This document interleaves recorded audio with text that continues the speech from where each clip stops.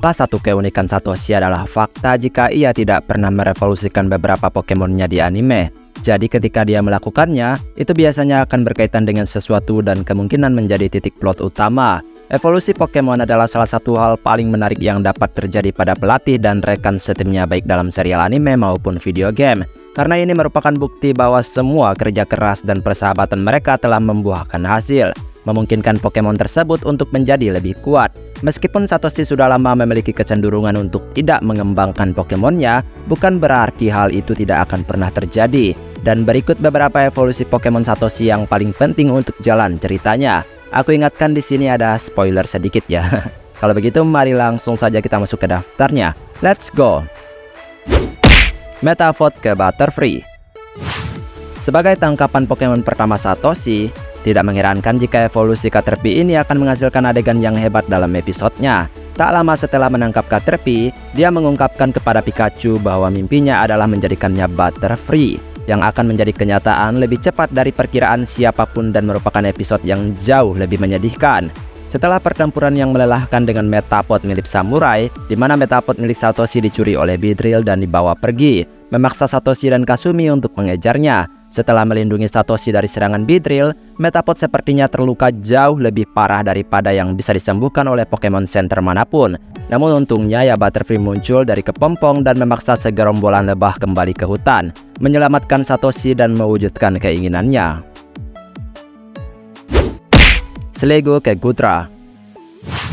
Gumi adalah kejutan yang mengejutkan bagi Satoshi, karena ia memiliki pseudo legendary di masa lalu dengan Gible yang tidak pernah berevolusi melewati tahap dasarnya. Meskipun memang ia masih merupakan petarung yang cakap ketika diperlukan, Gumi di sisi lain berjuang dengan ketakutan dan kelemahannya selama beberapa episode sebelum berevolusi menjadi Slego, di mana ia menjadi sedikit lebih kuat. Ya meskipun masih kalah dengan Pokemon Satoshi lainnya ya. Melihat seruan untuk bertindak, Slego belajar menggunakan Rain Dance untuk memadamkan api besar, berevolusi dalam prosesnya dan akhirnya mendapatkan kekuatan yang diperlukan untuk menghilangkan rasa takutnya untuk selamanya. Krabby ke Kingler. Liga Pokemon pertama Satoshi terasa aneh dibandingkan dengan liga Pokemon berikutnya. Meskipun dia telah menghabiskan sebagian besar seri dengan 6 Pokemon yang sama, dia mengambil Liga Kanto sebagai kesempatan untuk menggunakan beberapa Pokemon lain yang dia tangkap yang belum ia gunakan, termasuk Krabby yang ia tangkap secara tiba-tiba. Ya waktu itu Kasumi menghinanya dengan mengatakan dia tidak pernah benar-benar menangkap Pokemon apapun. Akhirnya dia nangkap Krabby, cok. Meskipun kurang pengalaman dan teman-temannya sudah memperingatkan Satoshi agar tidak melakukannya, dia tetap membawa Krabby-nya ke dalam pertempuran, di mana ia menyapu seluruh tim Mandy dengan sendirinya dan berevolusi dalam prosesnya, membuktikan bahwa ia sama mampunya dengan anggota tim Satoshi yang lain, serta memamerkan kekuatan tersembunyi dari kepitingnya ini. Monferno ke Infernape. Banyak starter tipe Fire Satoshi mengikuti kisah yang sama saat ditinggalkan oleh pelatih mereka sebelumnya, dengan Charmander ditinggalkan di tengah hujan oleh Demian, dan Tepik diikat dan dibiarkan kelaparan oleh pelatih yang tidak dikenal. Chimchar dari Paul juga demikian, yang meskipun memang mengikuti alur cerita yang sama, namun mereka memiliki salah satu karakter terbaik dalam seri ini, belajar mengendalikan kemampuan Blaze yang sangat kuat dari waktu ke waktu dengan bimbingan Satoshi. Akhirnya berevolusi menjadi Infernape setelah diserang oleh tim Rocket dan mendapatkan kendali atas kekuatannya dalam proses tersebut. Meskipun sulit untuk mengungguli pertarungan klimaks Infernape dengan Electrifier dari Paul, adegan pertempurannya menjadi sangat epik dengan tekad membara Infernape. Pokoknya keren banget lah balas dendamnya. Rockruff ke Lycanroc. Tampaknya untuk waktu yang lama Rockruff milik Satoshi akan berevolusi menjadi bentuk Midday, karena Lycanroc milik Gladion adalah alternatifnya yaitu bentuk Midnight.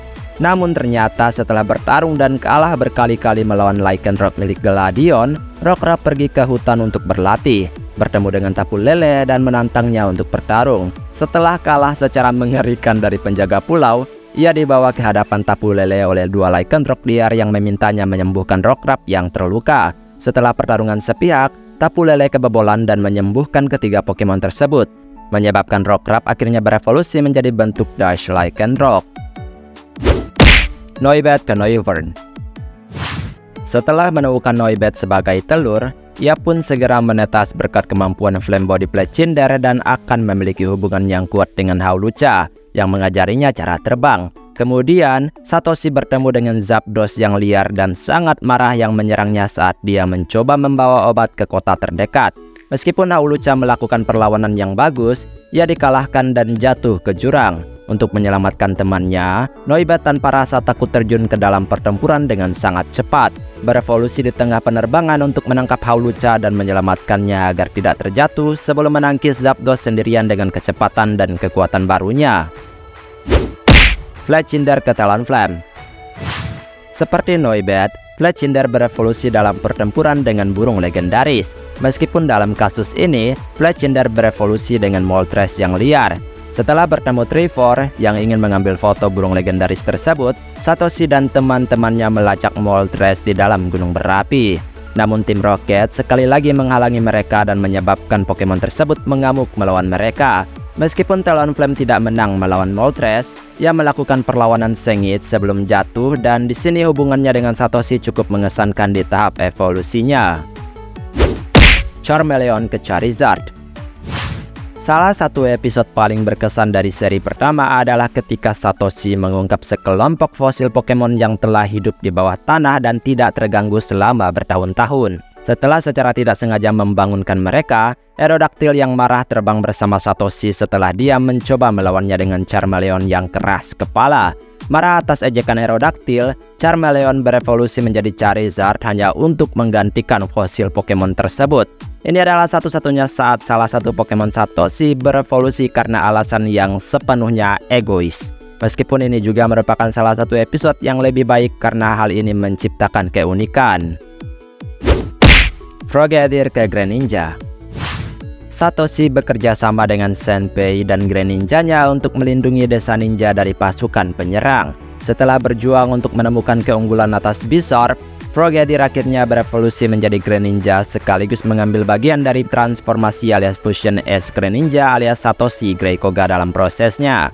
Meskipun transformasi ini juga belum selesai alias tidak sempurna, itu lebih dari cukup untuk membuktikan bahwa Greninja milik Satoshi akan menjadi salah satu anggota tim terkuatnya dengan selisih yang cukup lebar, membuat mereka menjadi tim yang sangat baik. Riolu ke Lucario. Untuk sebagian besar seri Pokemon Journey, Satoshi menangkap Pokemon yang berevolusi sepenuhnya dengan Dragonite dan Gengar serta menggunakan Mr. Mime milik ibunya dari waktu ke waktu.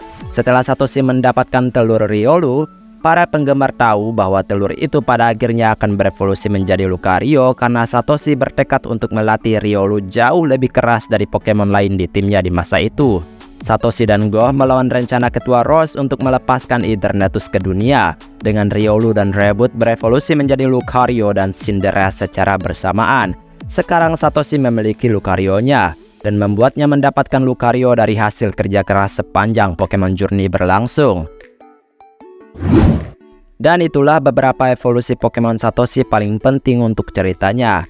Kira-kira kalian ada pendapat lain nggak? Komentar aja di bawah. Baiklah, sampai di sini video hari ini. Maaf jika ada kesalahan kata atau mungkin ada kalimat yang kurang tepat, mohon bantu koreksi. Terima kasih untuk dukungan yang selalu kalian berikan untuk channel ini. Kita ketemu lagi di next video. Aku pamit dulu. Dadah.